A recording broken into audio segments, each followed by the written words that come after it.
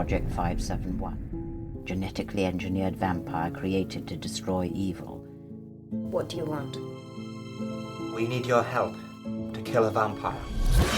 Malleus Maleficario. It was written by a witch. The first witch. Titania. That was a little snippet from The Witch's Hammer, the first film I ever solo directed, and it's just been remastered and re-released on Amazon. So if you like witches and vampires, then please do check it out. Anyway, let's get on with this week's episode. Hi, Jim here, and you're listening to the Honest Filmmaker podcast. This week I'm joined by filmmaker Devon Bray. Hi Devon, how you doing? How you doing? Good. So, looking at you and your productions you're making at the moment, I'm counting 8 feature films. I might got that wrong, but that's a pretty high number. So it's always good to talk to filmmakers who are continuing to make stuff. But if we rewind it back, so I understand you came from music videos. So how do you get from that to feature films? I have to be honest. It started because I actually was an artist, and it just was not the price. And raising a family, because that came first. I just couldn't see myself being able to pull that off.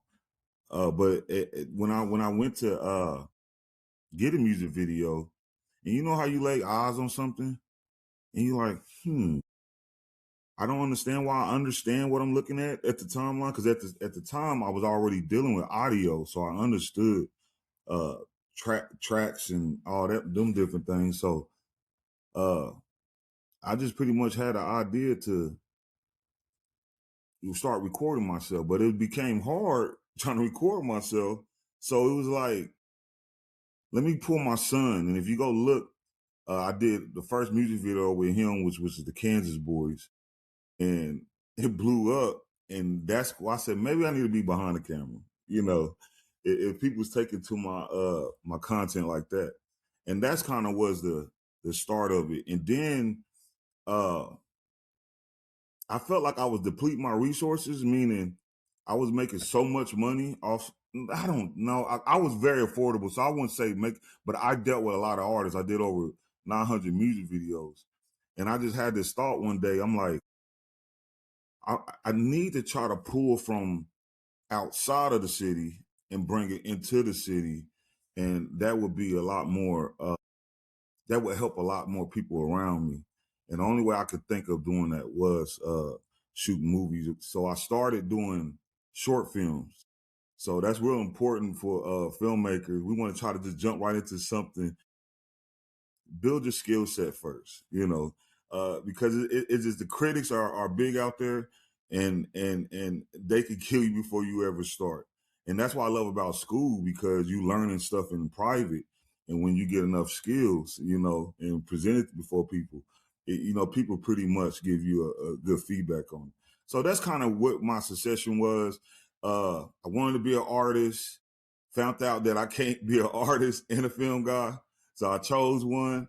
And then I seen a need in my region. No one was shooting movies before I was shooting movies here in Wichita, Kansas. And stuff just took off. And it made me more of a national idol in that sense. So it's really helping our city a lot. Totally. And what did you bring from the music videos to feature films, do you think? What did you learn on those music videos that you're now sort of utilizing? The people. When you did 900 music videos, I came in contact with so many people. So, and I also did like 65 weddings. I did some funerals. Them was not the best. Whatever folks you about, I got the camera. I lock it in time for you. So I was pretty much doing anything, family reunions, and I just knew so many people. So when it was time to do movies, which was I learned later that was a lot of filmmakers' problems, was bringing people together. Well, that's my strength, you know. So at that time, when it came to doing music videos, it was run and gun. But then I had to slow things down when I started doing short films, and it was more about the camera movement, composition, it had a whole different ball game, and I just began to start training myself from there. But that was the transition. I had to begin to start lighting the set, and it's just a lot more. Like now, I knew why videographers would try to charge me $4,500 because they was gonna come out and light the set. But when I first started, I just had a camera. I try to use natural light as much as I possibly could, and it's just a different ball game, man. It's totally a different ball game. Yeah, it's a good one actually. Music videos are a really good way to learn filmmaking because there's plenty of bands and artists out there, unsigned, who will happily let you make their music video, even for a bit of experience. And I can tell, because I watched a couple of your music videos, I can tell the filmmaking itch is there because they start to have longer intros, more story building into before the music starts. Right, so I could tell there's an itch there you had to scratch. So the feature films you're making at the moment, are you making a particular genre or do you make all sorts? I'm in this medium where I have an audience and I kind of know what they want, but it's not what's in me to produce. So I'm in a season right now where I'm mixing them both. So I'm cool. My wife understands drama. Well, it started out being my biggest audience. Now I'm kind of even 50-50 with males and females. So a lot of my content is doing a lot better because I just stood strong to thriller. I love thriller. Thriller is it's just my heart and soul. But a lot of my audience they don't care about someone shooting someone's head off or anything like that. They want a love story, Yeah. So it was forcing me in my writing ability, to integrate this drama with this thriller and have this balance where both my audience will actually appreciate the work. And also I'm starting to like the stuff that I do now. Now, when I first started out, it's kind of like, because my audience, I'm aware of them. The black women, that's my mama, that's my sister. So I understand it well. And if you write a bunch of painful stuff my audience love that. Well, that's not. I like fantasy a little bit. I want to escape, reality. And me working with indie rights, they kind of couple that vision. I'm real diverse in my approach. I want to tell diverse stories. I'm from a region where when I step outside, everyone doesn't look like me. And I live by WSU, so it's real diverse where I live. And I'm just seeing all walks of life, and it's just real interesting to explore different cultures. That's what I want to do in the future, because the landscape or the demographics of our country is mixed, and I just want to, that's my goal. I want to reflect that viewpoint. Yeah, yep. And it's interesting that female black audience on platforms like Tubi is huge. Just talking about that for a moment, why do you think that is? Why is that because there's no content like this anywhere else? Is that the reason that's such a big audience on that platform? Be honest with you, because I grew up in the home, we seen a particular face, or I would say style of, and we accepted it. I tell you, my favorite movie is The Matrix. I didn't watch black content back in the day. I may watch the big ones like Boys in the Hood, things of that nature, because I came from that element. But I was bombarded by Hollywood, So when this black content came up about stuff that we identify, that we grew up with, it kind of like just blew up and went crazy. But I would say my following came because, specifically when it comes to the black women, and I watch my mama buy DVDs, they watch everything. You get what I'm saying? So but this was what they wanted, right? And something about that particular group, they like to promote it. So you get so most men, when I see a good movie, that's it. It's a good movie. I don't leave a review. I might tell somebody, man, that was good, But this audience want everyone to know about the movie. So they get online, they're posting it, they putting the poster, they're talking about it. And it's just because of that culture within itself that's sitting on the porch talking about life, that's kind of happening on social media. So we're not paying a lot of money or near to none to get the word out that the movie's out. They're doing it for us other than any other culture, so I say that's what the Big Bang is, and this is why it's taking off. This is just a community that loves talking about the movies and what's going on in them. And what I ran into is like they're very territorial. So it's like if I try to get them anything else, it's like we're not messing with that, and it makes me sad. It hurts. So I got to be creative and slide what I like in there. Yeah. And so it's working so far. Yeah. Well, that brings me on to the latest film, which Trap 48, which looks sort of sci-fi, almost horror-y in places. So describe that to me. Tell me what's the story of the film? I would love to stay on the supernatural side, but my audience forced me to bring it down to reality. So if I do get on anything psychological, it had to have happened in the head. You didn't know what was going on. I led you believe it was a supernatural thing, and we got to catch a picture or a glimpse what was going on inside the character's mind. So I knew I had to be real careful if I wanted to go there with my audience.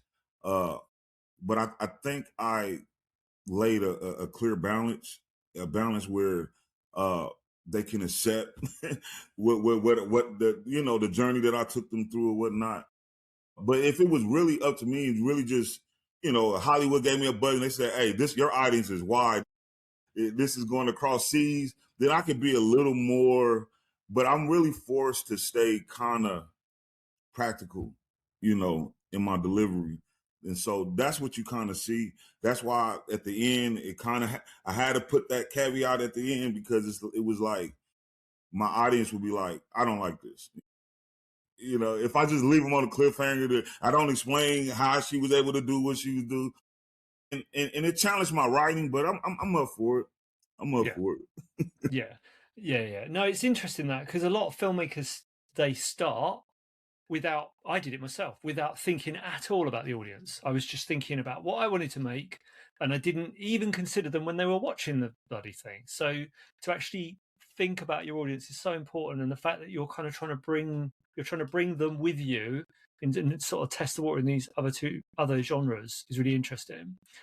So Trap 48, from the trailer, it would appear it deals with not necessarily different timelines, but kind of repeating events, which I've had a bit of experience with that myself. I made a film that had that kind of stuff in it, and it was very hard for me to keep track of what was actually happening. So how did you get around that? How did you get your head around all of those different parts making sense? Well, for me, what made things simpler, I didn't have to base the whole movie around that.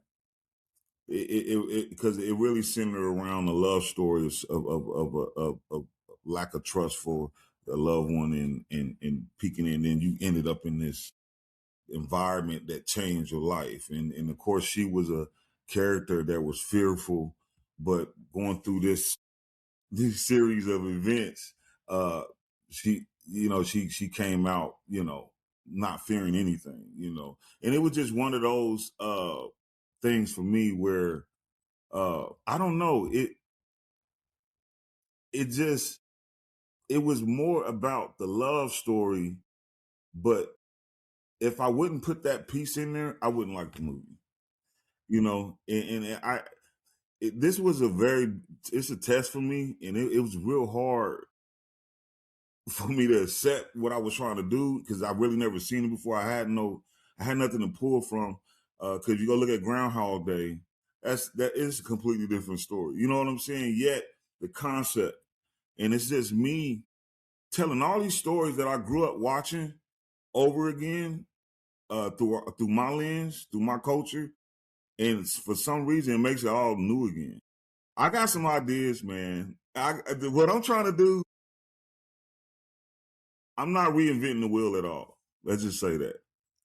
I pray a creator come later on in life and they try to, but when I would see these stories when I'm young, I seen them in my lens already. And I think that's me being a kid and I was a director then. Like, man, I would have did it like this, or I would have did it like this. If you ever sit next to our culture, I'm sorry if I'm getting off the topic. It's all right. If you ever sit to our culture watching a movie, they're going to talk to it.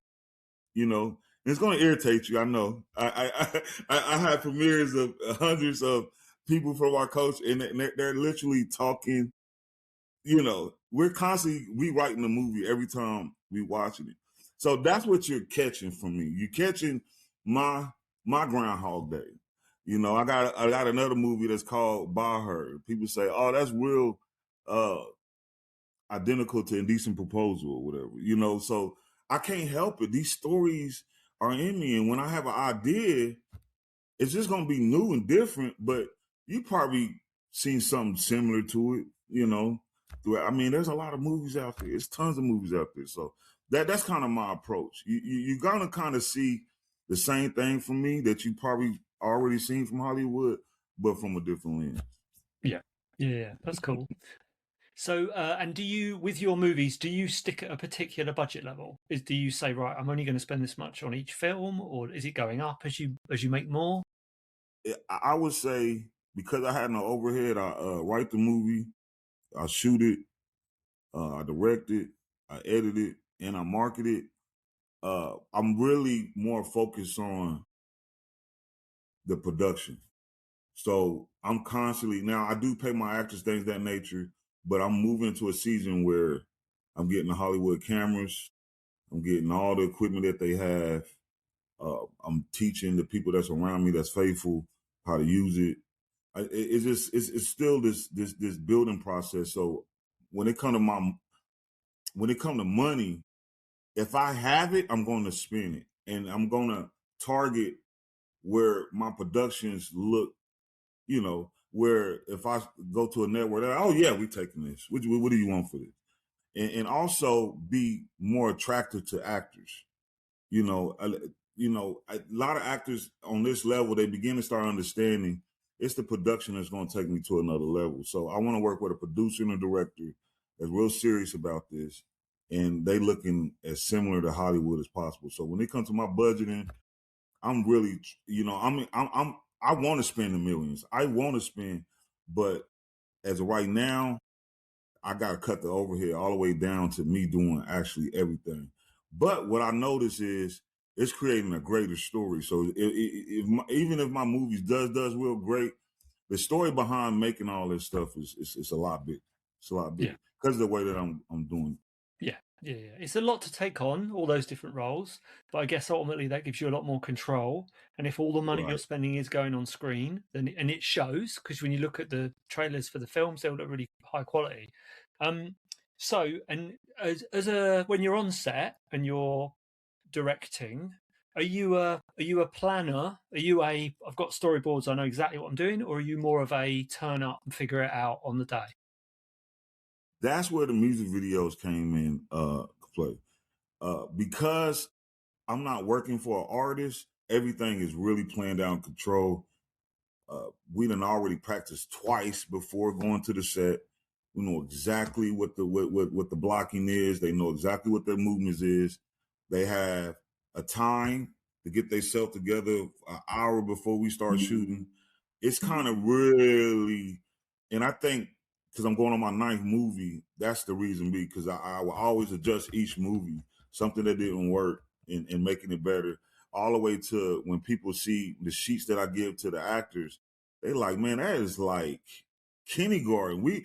I work with a SAG guy. They're like, man, I wish our stuff was this simple. I'm like, well, I'm forced to. My actors got to just be thinking about acting. They can't be thinking about all this. You know, when you're a SAG actor, they don't care. You better figure it out and you better be there because we're paying you X amount of dollars. So that's kind of what I'm dealing with right now, man. I'm really like real tight in adjusting, constantly adjusting, making things so simple for the actors that, man, they want to work for me for free. You know, like I just love the experience, you know, and that's what I'm kind of more focused on. So it's really tight. It's really planned out. And, you know, one of the things that I take under consideration that my actors are working too. So I don't ask for them to take no PTO. I only shoot on the weekends, on their days off. If you're an actor that's working on the weekends, somehow I got to work you in a character where we're shooting your stuff on a weekday, and there's some other actors that work on a weekend that can shoot on that day. Now, if you're an actor, and I love this, man. I'm taking day. I can't control that. You can take the day off, especially if once I make you aware that these roles are for the weekend, and you're like, well, I'm gonna take them on. Well, you have the right to, but I'm not gonna ask anyone to do that. But that's how planned it is planned out. It's really planned out. Yeah, I'm a planner when it comes to how I shoot. My wife produces, so she's the brains behind the operation. But that planning always, it'll end up saving you money. It will save you time. It will save you so much, and it will, again, everything ends up on the screen because you're not farting about worrying about problems that come up. Yes. So looking back on all of those 8 films, what do you think are some of the early mistakes you made when you were making them? This is a big one. Experience is good, but there's a reason why we go to school. Had I not even necessarily having to go to school, but just really seek the knowledge on what I really know, what I know now, I would have saved myself a lot of backlash from critics and things of that nature. Because I'm big on experience. I love experience because, I learned most of what I do from experience. But here recently, everything about what I do is even how to write, just taking writing classes. I'm like, oh my God, if I would have known this, and it's just, for me, I would have just went to school, man.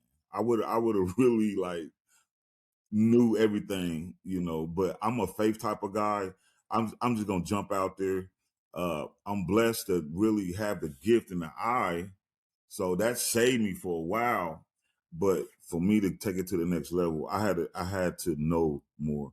I had to know everything about my craft. So yeah, I would definitely change that. I'll go back in time. I'm gonna do a movie about a time machine, but not I gotta have a big budget for that. But I would go back and say, Bray, go to school, man. This is what you want to do. Just go to school, man. Just spend 4 years and learn all this stuff. It took me so long to learn, man. Just by experience, especially lighting. Yeah, I wish I would have went to school for it back. Yeah, I'd say so I did go to uni and study filmmaking, and I'd say the bits that were really useful were the technical side. But I would say I learned more directing my first feature about working with actors and about that side of thing, the real life side of thing, making the feature, than I did at school. So I think there's definitely the technical stuff. God, yeah, you get the kind of basics of that. You're laughing. So one thing I was going to ask you about was, how do you feel? Where do you stand with AI? What's your kind of relationship with that? The reason I would say most of my success came from being able to adjust. When I was recording artists in the studio sound, I never had no opinion about the kids coming in with something that I never heard before, don't understand. I really embraced it. So when it came to AI, I know a lot of people that's around me that's in my field feel like it's pushing us out or taking us out. And I just really never seen it that way. This real small story. When we went through the pandemic, it was a crisis, and that was big on the film. I couldn't film that year, but I seen the opportunity to print people logos or things on their masks, because we all had to make them, and I made like $30,000 that season during the pandemic, and I was able to buy me a camera, and that's kind of what the movies that you're seeing now. So my model is always like, when there's seem to be a crisis, that's opportunity for me. And that's just how I look at AI also. I'm like, man, this is an opportunity for me because I have the skills of editing and all this other stuff. Now I see AI, especially if it get even better to look, I'll be able to do effects in certain scenes that I could never do, so I get what people say, and I understand what they're saying, but I just see it like, man, this is about to be so awesome what I'm gonna be able to do with movies. AI being so believable in the images that it produces. So yeah, I'm welcoming it, man. I'm all for it. Please don't tell other people. Yeah, no, I get, yeah. And the reason you say that is because it is can be a very hot topic and people have got very strong opinions on it. And I think the difficult part is that the filmmakers who could potentially really benefit from it are at our level, they're kind of indie filmmakers who can, like you say, you could start to use effects and things like that you would never have the budget for that. You'd never be able to afford to pay someone to do that. But utilized in the right way, you could suddenly elevate your films. So I think I'm still figuring it out myself, but I do think you can't just say I'm not using any of it because you'll be left in the past. You've got to learn it. Even if you learn it and don't use it, at least you know what you're looking at and how it works and stuff. That's the way I've used it on a short film, and how I think it's really powerful is in transitions. So scene transitions. So giving it two images and saying, right, get me from this to this in a certain way, and that way it's all your own creativity. You're not typing in, build me a dinosaur. You're giving it your creativity and it's kind of meshing them together and doing cool stuff with it. So the other thing you're good at is social media, loads of followers, loads of different accounts, all that kind of stuff. So give me what was your advice for filmmakers to build their social media? And this is a big secret. I won't tell anyone. Okay. This is I'd have charged you for this, but I'm gonna tell you. It's hidden. It's right before you. And I say it's in here. What blew me up, and I got millions of followers all over the place, and now I understand this concept. I exploit it even more. If you lose your life, you gain it. And what I mean by that is I promote all filmmaking. And there's no bias in me. If it worked with my audience, I'm putting you before them, no strings attached, and it grew my pages. It grew so dramatically, just having a heart for other filmmakers, and most filmmakers I meet, and I'm sorry, and I'm not trying to be negative in no way, but they're selfish. They only about their content. They don't want to understand a whole nother genre. So like I told you, I grew up on Hollywood movies. So that's my number one. Second is kind of the stuff that I'm producing now for the audience that I'm at. So I just always had a heart for all content, no matter what. I was watching this, supporting another filmmaker in my city, and the movie was called something with the corpse, and this dude's walking his corpse around, and no one in the theater that was watching looked at like me. They're like, why this dude here looking at this stuff? Because it's something in me, man. Outwardly, when you look at me, it's not the same. It's not. And that's the only way I can really explain it, man. I'm really like, the secret is you gotta promote other people, man. You gotta get on people posts, and you gotta really watch their stuff. And if you don't, nobody don't care about what you got to say. You get what I'm saying? Like if people they don't know how much you care about what they got going on. They don't care what you got to say. So now filmmakers are listening to me across the country because I helped them out, and I use what God gave me to benefit them also. And I think that's why probably God gave it to me, because you give all this power to a selfish person. I'm not gonna care nothing about him because he's only gonna be promoting himself and what he got going on, and that's just not who I am. Once you crack the surface of who I am, this dude is really like, and people don't understand. And this is it, and I'm done. I get rewarded from a different place. And that's what I believe, from a different dimension, from helping people and being that person that's more trying to understand you than trying to get you to understand me. interviews are hard for me because people want to crack into who I am. No, I want to know. I really want to know about you, Jim. I want to know about you. You know what I'm saying? I try to, this is what the purpose for it. So I try to stick to the program, but I want to know more about you, and that's who I really am on the inside. And that's the secret. That's what the secret behind marketing is, tap into the algorithm of people rather than just the platform. Yeah. And I would say it is a powerful thing because and also, for example, commenting or sharing someone's post doesn't cost you anything. It costs you 5 seconds to do that, rather than just scroll past it and think, oh, well, I'm not interested in that. Right. You do that, that person then goes, oh, that's nice they've done that, and does it back for you. So you're sort of doing yourself a favor rather than just shouting about your own stuff. So completely agree with that. So then with your films, so are they all with Indie Rights, or have you done different things as far as sales and distribution goes? I would say I went to a distribution before when I first started. Again, when we first get started with the desperate, I didn't even care about what the contract said. Nice. And I think for starting out, that was cool, but it wasn't helping anybody else around me. And it was a horrible deal, a 10-year contract. I think I'm 2 years away from it. I can't wait to get it back, to give it to Indie Rights. But my journey with Indie Rights is for so many reasons. I had so many offers from other distributors, some of them going all the way down to 10% just to distribute. But I'm big on principle. I've been married with my wife. We about to, next month, it's about to be 25 years. I'm just loyal in my makeup. I raised my family. I raised my kids.